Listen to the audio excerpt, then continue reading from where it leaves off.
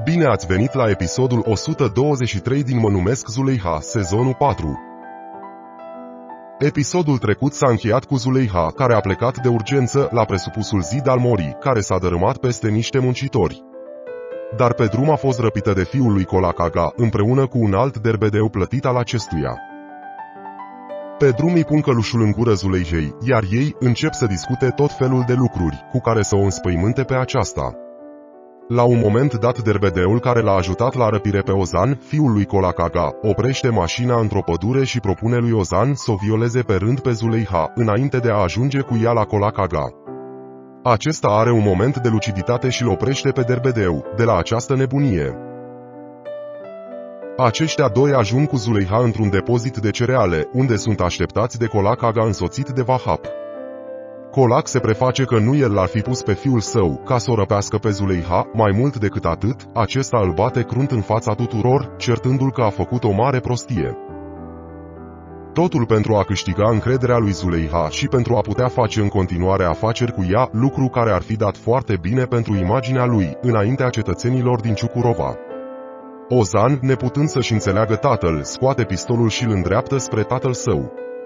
Apoi face un lucru necugetat și se împușcă mortal în cap, în prezența lui Hakan Gumușoglu, care tocmai sosise, deoarece o urmărise tot drumul pe Zuleiha ca să-i ofere protecție.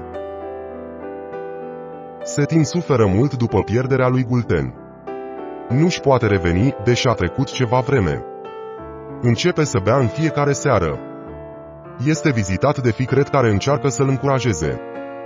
La rândul lui și el îl încurajează pe Ficret, spunându-i că acum îl înțelege mai bine, de ce nu poate renunța la dragostea sa pentru Zuleiha. Nu este chiar așa ușor, nu poți să iei sentimentele și să le arunci în mare și să treacă deodată totul. Dacă ele sunt acolo, vor rămâne acolo, zice acesta. Chiar dacă Hakan se află întotdeauna ca o umbră a Zuleihei, aceasta îi aduce aminte că s-au despărțit și că relația lor s-a încheiat, deci de acum înainte suntem doar colegi, zice ea. Ea îl întreabă direct pe Hakan dacă este implicat în moartea lui Rahmet Fechel. Acesta îi spune că nu are niciun fel de implicare și vrea să pară uimit de faptul că Zuleiha poate să creadă așa ceva despre el.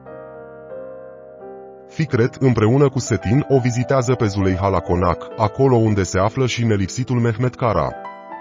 El îi spune lui Setin că a venit să vadă cum se simte Zuleiha după răpire, dar se pare că s-au îngrijorat degeaba, făcând aluzie la Mehmet Kara, care, deși s-a despărțit de Zuleiha doar de 2 zile, din nou sunt împreună.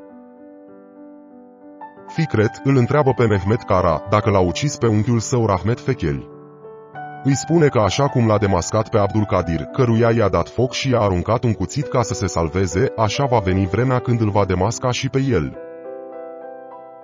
Hakan Gumușoglu simte în sfârșit că Abdul Kadir i-a făcut un bine ascunzând adevărul de Ficret, chiar dacă a fost în pericol de moarte, și se duce la el promițându-i că o să-l ierte de unele datorii pe care le are față de companie și atâta vreme cât nu va face afaceri ilegale, o să-l susțină în toate afacerile pe care vrea el să le facă. Acesta se simte deosebit de bine că a intrat din nou în grațiile lui Hakan Gumușoglu. Dar Hakan îi cere în schimb să se ocupe de Vahap și să scape de el. Ficret trece prin clipe cumplite datorită dragostei pe care o are față de Zuleiha.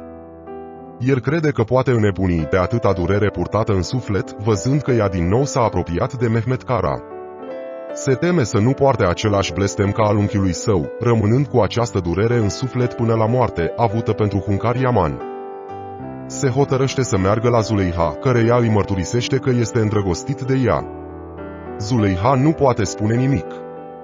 El îi spune că și dacă ar putea zice ea ceva, i-ar spune că este îndrăgostită de Mehmet Kara. El mai spune că este îndrăgostit în fiecare zi tot mai mult de ea, în pofida faptului că vede o grămadă de bolovani mari înaintea lui, care îl opresc. De asemenea mai spune Zuleihei că greșește că îl iubește pe Mehmet, aflându-se într-o mare eroare. Dragostea doarme greu, dar îmi doresc să te trezești din somnul ăsta cât mai repede, îi spune Ficret. Vahap se laudă câinilor lui Colac Aga cu isprăvile lui făcute în războiul civil din Liban și cu faptul că a fost traficant de arme pentru guvern și că cei din Liban, datorită crimelor pe care le-a săvârșit acolo, îl numeau Măcelarul. Colegii lui îl iau în derâdere și îl întreabă dacă nu cumva îl cunoaște și pe Hakan Gumușoglu. Acesta, ca să se laude în fața lor, le spune că îl cunoaște și chiar i-a salvat viața lui Hakan. Dar îl cheamă Colac Aga și îi cere să i-o aducă pe Betul acasă la el. Acesta îi spune că are o relație cu ea. Însă bătrânul îi spune că acest lucru este un plus. Când o aduce pe aceasta la Colac, acesta îi spune că dorește să lucreze ca avocat pentru el și că ar dori să aibă o relație și de altă natură cu ea, dar asta pe parcurs. Vahap ascultă și turbă de furie. Gafur trebuie să repare rețeaua de apă care s-a spart. În acest timp, verișoarei lui Rashid, care lucrează la bucătărie, îi se aprinde niște sentimente pentru Gafur, dar deocamdată doar atât. Zuleiha, aflându-se în oraș, este acostată de sceleratul Vahap. Acesta îi spune că este îndrăgostit de ea, că i-a privit părul în timp ce dormea și că obiectele ei personale arată foarte frumos. Aceasta este foarte speriată și, când scapă de Vahap, merge direct la birou, unde îi mărturisește lui Mehmet Kara tot ceea ce i s-a întâmplat. Acesta iese furios pe ușă și pleacă pe urmele lui Vahap, pe care îl găsește în centrul orașului, lăudându-se, de asemenea, cu isprăvile lui din Liban și cu faptul că a fost ca un frate cu Hakan Gumușoglu. Oamenii se amuză și nu-l iau în serios, știind că a fost internat la un sanatoriu de psihiatrie. Pe când povestea curioșilor acestei isprăvi, este agățat de Mehmet Kara și bătut înaintea tuturor. Mehmet îi spune că dacă se mai atinge odată de Zuleiha, o să ia viața.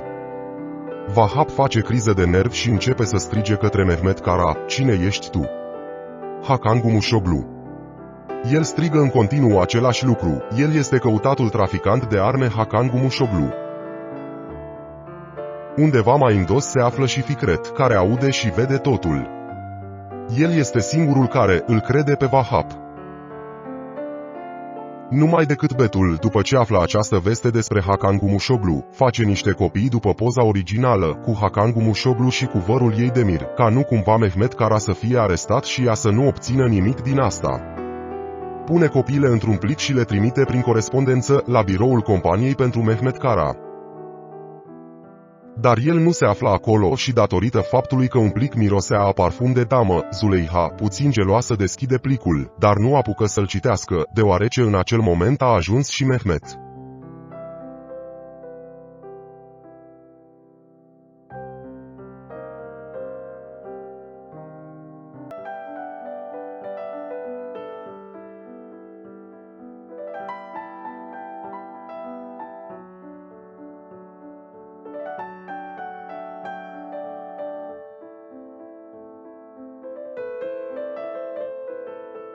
Mulțumim pentru vizionare! Pe curând la un nou rezumat!